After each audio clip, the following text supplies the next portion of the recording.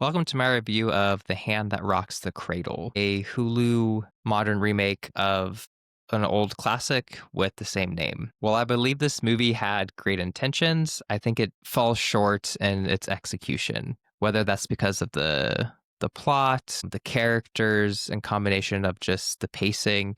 It all kind of falls short and it doesn't leave a very lasting impression as you're finishing this movie.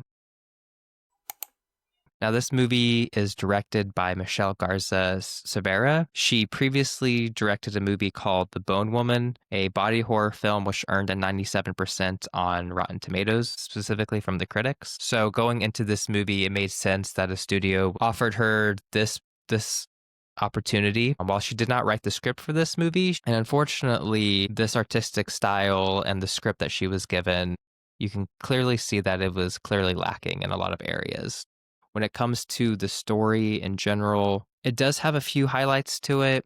I did like the fact that the two main leads had history, and the twist that you learn by the end of the movie, I felt was a good thing for the movie overall. If it didn't have that twist, I don't know what the main takeaway would be in this movie, other than, just make sure you double check and triple check those you hire as your babysitter. Yeah, the characters in general, other than the two main leads, aren't very interesting or engaging. If anything, they propel the story forward, but not in a good way. Like the husband character, for instance, constantly makes the mother character, Caitlin, constantly doubt herself. And you have this reoccurring issue of gaslighting throughout the film, from the babysitter specifically. The movie, although it's not a relatively long movie, it feels long in certain parts of the film. Like whenever the film tries to take you on different subplots, for instance, the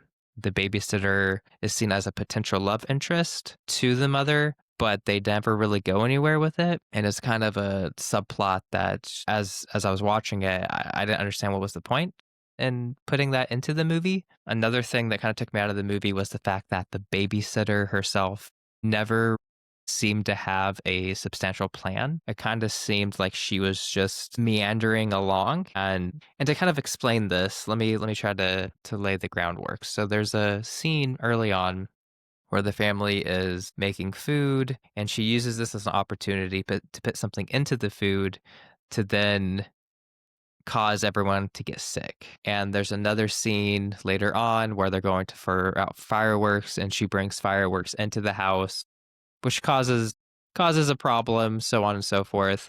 But there are like so many instances where it seems like she doesn't really have a plan, that she's just kind of going with whatever is around her and using that to her advantage to further gaslight the mother character and into ultimately getting her revenge that she so desperately wants by the end of this film. And while, yes, I did like the twists on how those two, specifically the babysitter and the mother, had history, I don't think the execution was done very well. This movie, in terms of positive things to say about it, I think it highlights how trauma does go across generationally. There's a certain scene near the end of this film where Caitlin's daughter, the mother's character, her daughter, she is reenacting, reemphasizing some of the things that the babysitter told her. And throughout this movie could have just been called Gaslighting the Movie. It really emphasizes the dangers of gaslighting and how damaging that can be to one's mental and emotional stability. And if I were to think of another character aside from the two main leads and their performances, I would have to say the character that played the neighbor. They were probably the most logical out of all the characters in this film. Honestly, I could have just gone without the husband character and just replaced him with the neighbor, and the film would have earned more points for me in that respect. But yeah, in the end, I didn't particularly enjoy this movie. I didn't particularly hate this movie. So I think it's an average time. It's not a film that you're going to be talking about for days and weeks later. It's not a film that I imagine you would be in a rush to watch again. So with that being said, I would have to rate this movie I'd give it a 2 out of 5. It's a movie that I don't think I could justify why they decided to remake this movie as a modern retelling especially when so many areas in this film just fell short, fell flat.